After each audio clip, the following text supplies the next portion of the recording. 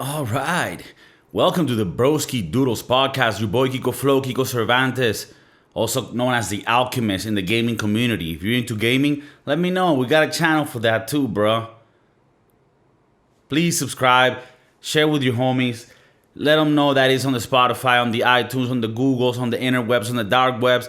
It's everywhere, dog. So just subscribe, help a homie out, leave a comment. Let me get right into it. Have you ever thought, fuck, man, I sure wish I could go back and live the times that I did when I was maybe 20 or 18, 19. You know, that energy, that rumbish, that little fiestica, that little fucking party life, right? That's true. But I also started to think like, man, I'm so happy I'm not that stupid anymore. Like when I think of my 20s, great years, fucking rad. It was rad, yellow.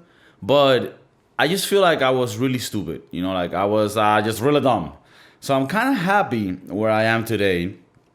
And it almost seems like, I mean, this is cliche. They talk about when you're older, you're wiser.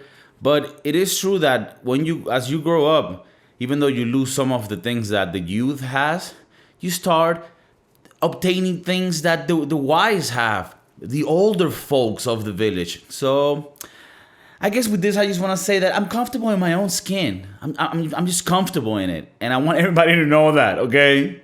And I want you all to know that whoever you are inside, I fucking accept you. I don't care what you identify as. I accept you, okay? Kiko Cervantes, the Alchemist, a.k.a. the Love Guru, a.k.a. the Boy Next Door, a.k.a. you know, your neighborhood homie.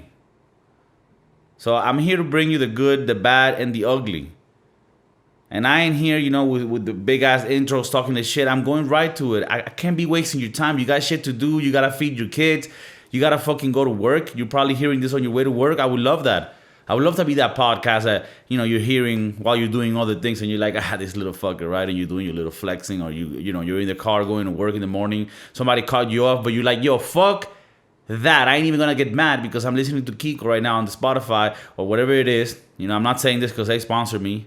If it was up to them, they'll probably take my podcast out, but they don't even know about me. But it's on iTunes, it's on Google, it's on RSS feed linkish thing. It's on the technology spaces. It's out there, just fucking get it. And if you listen on the Spotify, come on the YouTube and just subscribe, even if you don't listen on YouTube. Same way, if you listen on the YouTube and you look at my little beautiful face, then you can go to the Spotify, subscribe, follow me there, and just leave it playing. Play from episode 1 and just play all of them. Every night, just leave it playing. That's a great help that you can do for the Broskiedoodles here. So, that's all I'm saying. A little quick anecdote. I was listening to this song recently on the YouTubes. This song called Rude. You guys remember this song? It went really big. It's probably like the only song this band did that really anybody listened to. The band is called Magic with an exclamation mark at the end. And the song is called Rude, right? This is that song that goes, why you wanna be so rude? Don't you know I'm human too? And I'm trying to sing it even worse than I already sing, so that the fucking algorithm doesn't catch that I'm singing it and fucking demonetizes the whole thing. So Kiko, you make money out of YouTube, you're monetized. No, but in the case that I want to have ownership of my shit. Damn. But anyways, you know that song. Why you gotta be so rude? Don't you know I'm human too?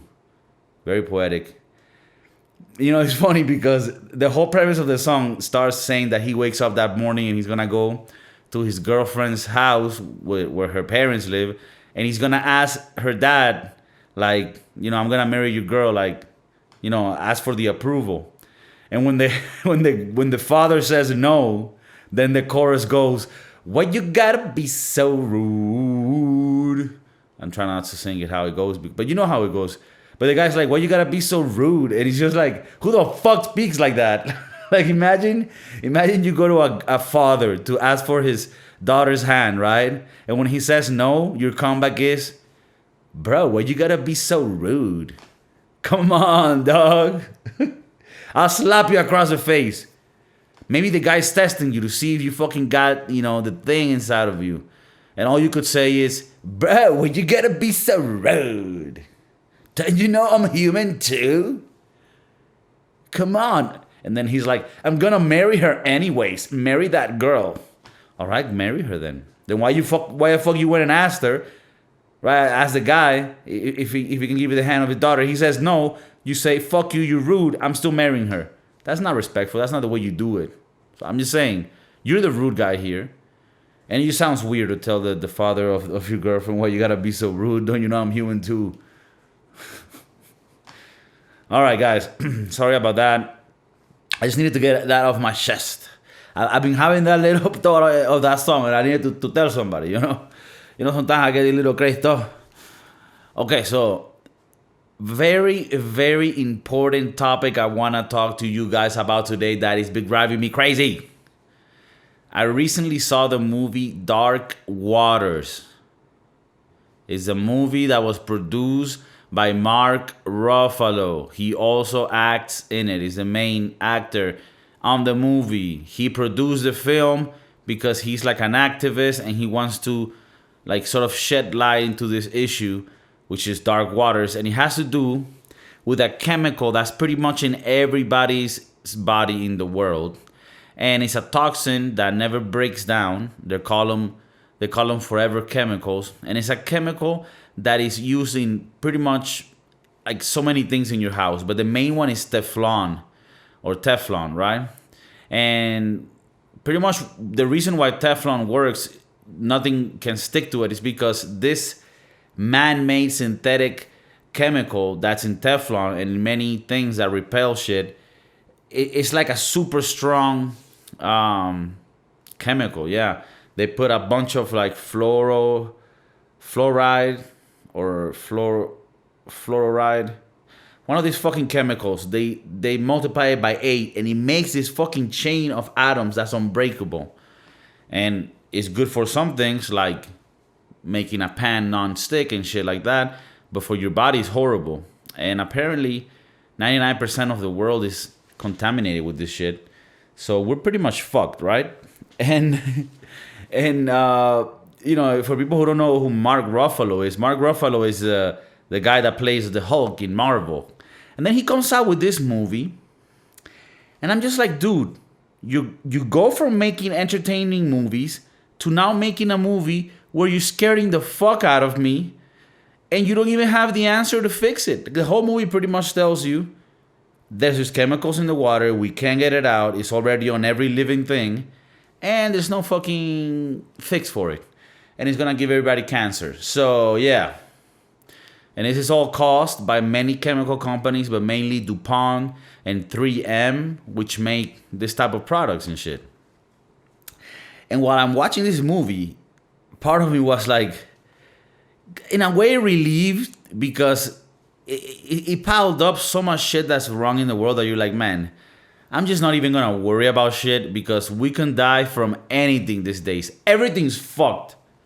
Every sea, every river is contaminated by some chemical or other, and we're just fucked, And me, I'm a very small government, no regulation person, free market.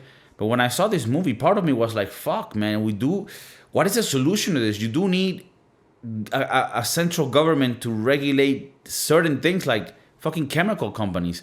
These people were dumping the chemicals, and then those chemicals were being sort of filtered through the water streams that were nearby. The cows, the animals that live around it, drink it. They get fucking sick. They get tumors.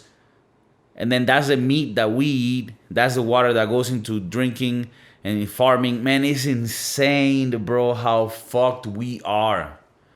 And you might ask yourself, well, Kiko, you saw this movie scare you, and now you're going to tell us this so that we're also scared and we're fucked? I mean, to be honest with you, the reason why I'm telling you guys this is so that I can vent to someone, because this is driving me crazy. The fact that people were so greedy that they knew about chemicals that were hurting people, but they're like, fuck it, it's making us billions. Let's not tell anybody. And now we're fucked. And then you start hearing this is one, but then you have Monsanto, which this one I don't even understand well, but apparently it's like they modified a seed that makes it so that wheat doesn't die as easily, but then that shit is contaminated, so we eat it and we're fucked as well.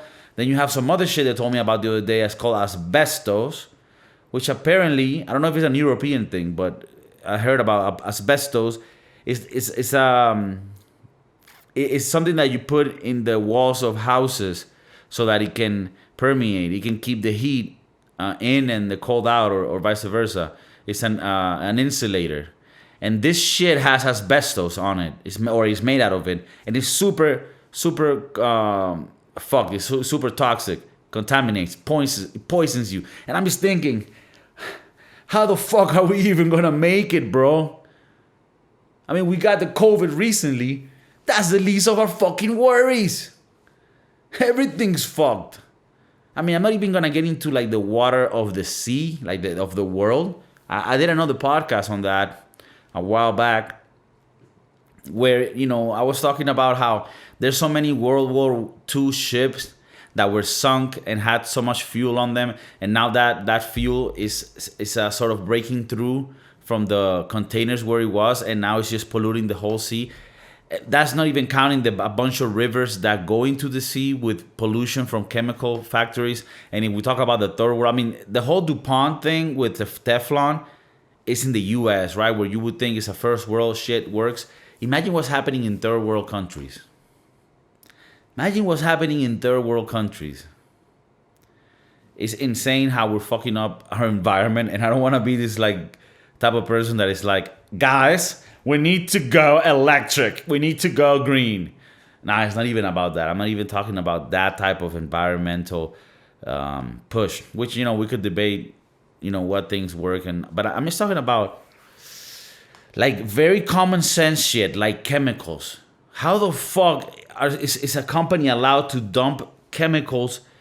Bro, I don't understand chemistry. To be honest, I never took chemistry in high school. I was able to take physics, advanced physics, and because of that, they allowed me to graduate without taking chemistry. I never liked it. It didn't make sense to me, like all these numbers and shit. But it is interesting that they're able to make man-made. This doesn't exist in biology, in the nature. They man-made this chemical that can never be broken. There's things that can be broken down. Most things can be broken down by other shit, right? Like, for example, if you have grease in your hands or dirt, you grab soap, and soap breaks down the dirt and the bacteria, and that way you clean your hands, right? Well, this thing, nothing can break it down. Nothing ever. So if you have it in your system, it can never leave. It just accumulates, and apparently it causes cancer and a bunch of other diseases. And I'm just here like, what the fuck are we gonna do? What are we gonna do? We're fucked, man. Makes you think, is it the case that everything that's good has on the other side something that's bad? I mean, I don't think so. I don't think everything's like that. But there's certainly shit out there that you're like, man, what the fuck? I'd rather not have non-stick pan. It is a hard decision. You're like, fuck, man. It does suck when the eggs get stuck on the shit. But even though it's a hard choice, I still go with it, being a healthy person and not having chemicals in my body than the alternative. But we're fucked. So when I watch this movie, I'm like, all right, so there's no solution. If you haven't seen it, I really recommend it. And Mark Ruffalo kills it in it.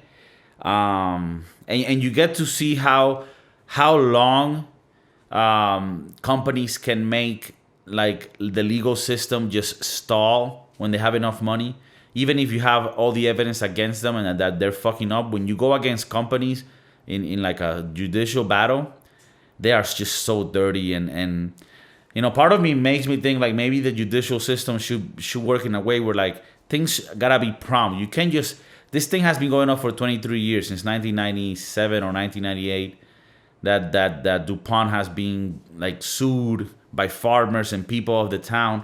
I don't want to give you all the details because I'm not here really to review the movie, but I wanted to touch on that subject because it made me think about how fucked up like the water is in the world, But But anyways, that's something that I wanted to talk to you guys about and get your thoughts on it. Really leave a comment. Let me know what you think about if you've seen the movie and if you know about the subject. Or if you don't, just fucking go see it, watch it, and then come and fucking talk to me about it. God damn it. There's another thing here I saw on the news that the government apparently is investigating McDonald's to find out why the fuck is it that the ice cream machine is always down. And this is a topic that I'm pretty sure a lot of people will be like familiar with, because we've all had that situation where you're trying to get a nice $1 sundae from McDonald's or a McFlurry, and when you go get it, they're like, oh no, the ice cream machine is down, it's gotta be clean or something. You're like, yo, what the fuck, man? You're the biggest food chain in the world. You can't get the ice cream shit to work? Like, come on, man. And the thing is, the problem that's happening with these machines is that there's this shit going on in the world now. And part of the movement against it is called Right to Repair. One of the main activists on this is a guy called Louis Rossmann that repairs Apple computers. And pretty much what this type of movement goes against is companies making proprietary things, right? Products that they sell to you. And whenever you need to fix them, they don't give you the parts to fix them. They don't give you the schematics to fix them. They force you to come to their authorized dealers, and pretty much they don't fix shit. They just tell you to buy a new one. People that have Apple, products. I don't have Apple products. I don't really like Apple, but for people that like Apple, you would know that if anything went wrong with your phone, unless you had the super duper insurance, when you go to them and try to fix it, they're gonna charge you a huge amount of money that is almost the same as buying a new phone. And even if you had the insurance with Apple, and this happens with many companies, yeah, you're not gonna pay maybe anything else, but they're not gonna fix the phone. They're just gonna give you a new one. And it's just like, it's fucked how in the past things were made with pride, and products even came with instructions and schematics of how everything works, so that if anything broke, you knew how to fix it. You could get each of the parts and fix it. Now it ain't like that. So one of the problems that McDonald's is having with the fucking ice cream machine is that the ice cream machine is made by a company, if I'm not mistaken, called Taylor. And every day, right, that machine has to have like a 4-hour clean cycle. And that clean cycle is, like the whole machine is like a computer, and certain codes need to be put in so that everything can work. And it's, when you look at it, it's not user-friendly at all. And apparently, whenever something gets stuck on the machine and they don't know how to get it back running, the employees, they need to call an authorized technician from the Taylor company. And then he has to come, charges a bunch of money to go look at it. He probably just clicks a few buttons and gets the machine running again. But I'm just saying, why is it that in 2021, or whenever you're watching this, if you're watching this in the future, even better, why is it that in the age that we live in, you have McDonald's, the biggest motherfuckers in fast food in the world, and they're stuck dependent on a fucking company that's making their product be more of a subscription rather than a product that they sold to McDonald's. You don't own it if it never works and you can never get it to work. You should be able to have spare parts and have a full knowledge of how to use the machine. So like all the commands on the machine are not known by McDonald's. They need to call the Taylor people, come fix the machine. And this creates you can imagine how this creates a delay. Like if you ever had to work with an authorized repair shop of any kind because you had something and you needed to go to that, it's just so fucking delayed, it's slow. I mean, I would imagine maybe if you have Mercedes or a BMW, that's different. I never had those cars yet. I'm hoping to have them in the near future. And maybe when you go to them, they fucking have authorized dealers that fucking fix things and it's actually good. But in general, electronic is fucked. So it just got me thinking, like how you can have McDonald's be so huge and so good at certain things when they're fucking up their ice cream game. You cannot fuck up on the ice cream game because others will fuck you up. Wendy's, you got the Frosty. You never have gone to Frosty and they tell you, sorry, the Frosty machine ain't working. Never. Have you gone to Costco and you try to get the little sundae that they sell, which is amazing with the little fruits, and they tell you, no, the ice cream machine is broken? Never happens. It's always working because they know they need to take care of their motherfucking people. If you go to Chick-fil-A and you need to get a milkshake, you think they're going to tell you, oh, sorry, our milkshake machine is broken? Are you insane, Chick-fil-A? Chick-fil-A, the best organization when it comes to fast food in the world. I wouldn't even call it fast food. I'll call it like quick food, because fast food will be insulting it. So McDonald's, get your shit together, man. If that fucking ice cream machine is fucking with you, tell them to fuck off and get other ice cream machines, man. There's many competition when it comes to the ice cream world. I don't know, but there's gotta be. And tell them to go fuck off. I'm just saying, man. I'm just saying. I wanted to recommend a movie. It's called Vacation Friends, and John Cena stars in it. John Cena, the WWE wrestling guy. I don't know what you're thinking. Kiko, you're asking me to watch some like goofy movie with John Cena.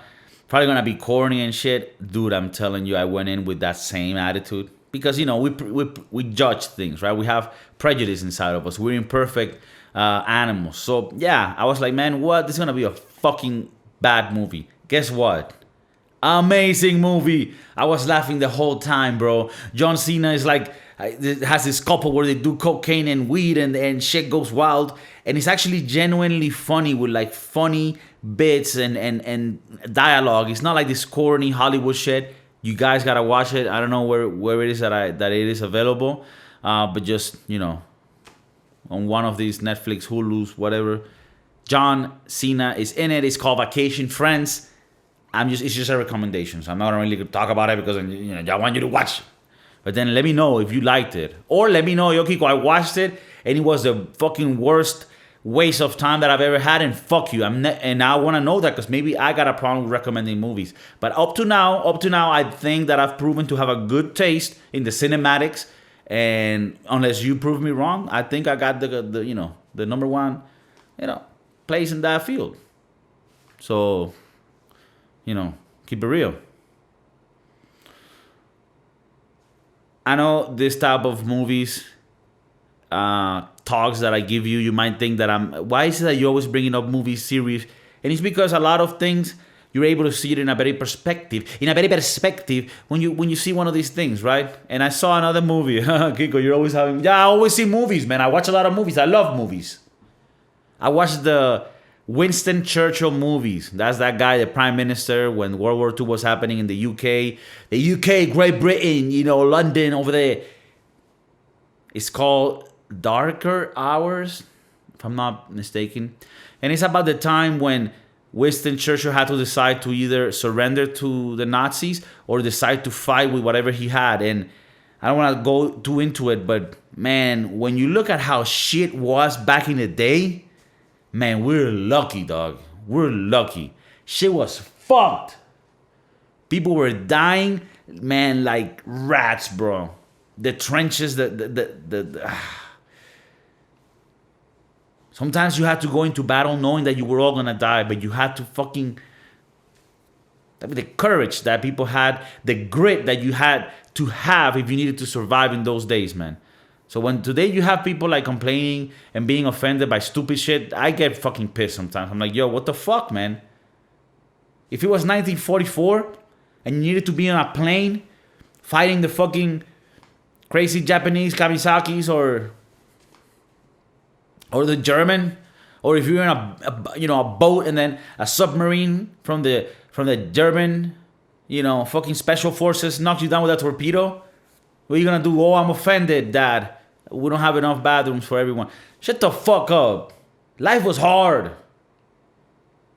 And if you go before that, like imagine the days when they had swords and like your job was to be either a farmer and you were a fucking bitch farmer, or you were a warrior that died at 22 if you were lucky. And you were out there just with a sword, just opening people's body up, and you might get beheaded. We live in fucking lucky times, man. Lucky times. A lucky time. Back in the day, shit was fucked.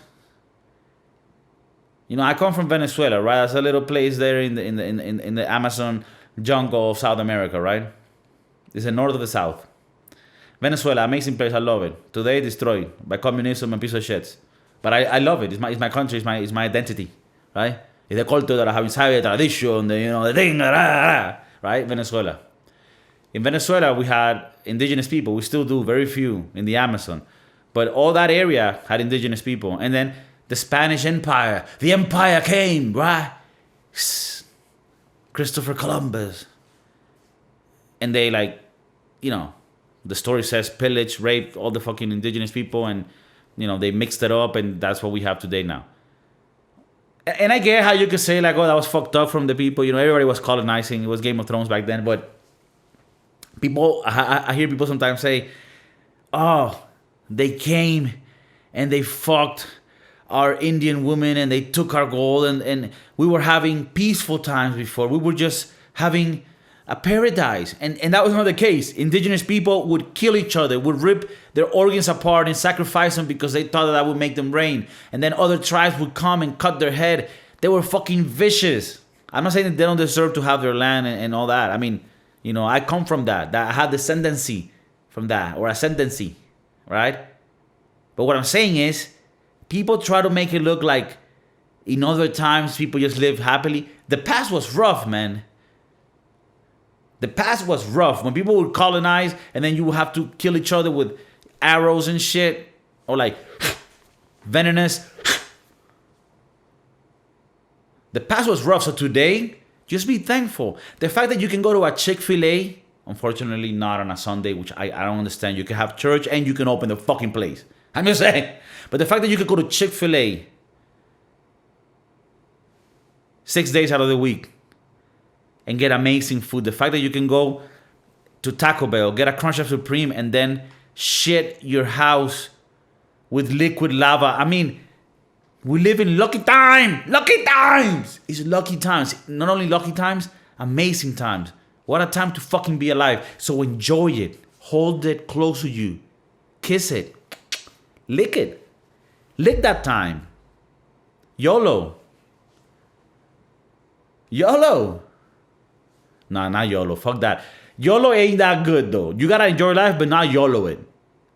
That whole like, oh, YOLO, no consequence, no shit, no. When you get older, you understand. YOLO, but with certain reservations.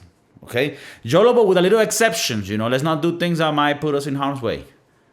But let's have fun and get lit. Of course, yes, of course. Get lit, but not get lit in fire, Like, get lit, but not lit on fire. Does that make sense? Does that make sense? Have fun, get lit, but not on fire. Get lit on the liquor. Get lit on the, wasabi, whatever you be smoking on. Just don't go insane. Easy? Easy enough? All right, then. Thank you for tuning in, doggies and doggettes, Broskiedoodles and Broskiedoodlettes. I love you. I have this connection with you, and I'm so thankful that you're watching. You're hearing this on Spotify. I hope that my voice conveys fucking positiveness to you for the week. And once again, see you on the next one.